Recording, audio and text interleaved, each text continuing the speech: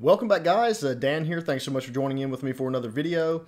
So about a week ago, I made a video asking you guys what you used to sim race as far as what did you use? A single monitor, a widescreen monitor, or an ultra wide, or a triple monitor setup, virtual reality. I asked you guys to tell me in the comments below that video what you used.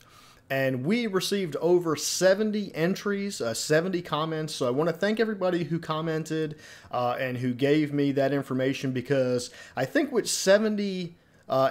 more than 70 entries, that really gives us a realistic value, in relation to the real world. Had we have gotten like 10, maybe 15, it probably wouldn't have been a realistic value, but we nearly hit 100 entries. So I think that this is really going to give us a solid piece of information towards who is really using what. So thank you very much for responding. So what you guys can currently see up on screen now is the pie chart. I do have what each piece of the pie is covered up right now, but as I talk about each piece, I will uncover what they are. So it's pretty funny to me because there were a lot of surprises here for me. Quite a few things were different than what I thought, and of course some things were what I thought it was going to be. So we'll just get right into it. So the first piece of the puzzle that I want to uncover here is going to be single monitors. This doesn't come as a surprise to me. The blue piece of the pie is single monitors. This does not include ultra wide. This is just standard 16:9 single monitors. Now this is going to be the most inexpensive way to play a simulation racing game or any kind of game. It's going to take the least amount of power from your processor and your graphics card. So it was no surprise to me that the single monitor was going to take the win here. What I am surprised about is that it's not a larger piece of the pie. I really thought probably close to 50% of people that responded were using a single monitor. But as you can see here, guys, it's only 36%. So that's pretty neat. So that moves us right into the next thing that I want to talk about. So the next thing that I'm actually going to uncover is the purple piece of the pie. Now, as you can see, the purple piece of this pie is almost 31%. So that's nearly the same amount as single monitor use. So the other purple piece of the pie here that is nearly the largest is actually virtual reality. So nearly just as many people are using virtual reality as they are using single monitors, which is completely surprising to me based on the cost. So in my mind, I actually thought that virtual reality was going to be low just because the cost, it still costs a lot. You know what I mean? If that makes sense to you. But it wasn't. So to my surprise, the two largest pieces on this pie are single monitors, which I know was going to be the case, and virtual reality, which really blew my mind. Honestly, that's pretty crazy. And then to continue on with that, I'm going to uncover triple monitors. Triple monitors is actually the red piece of this pie. I really expected the triple monitors to be larger than virtual reality, but as you can see, only 18% of people said they used triple monitors, which is very small compared to what I was thinking. I thought most people, that's what they used. I thought triple monitors was going to be a close second to the single monitor.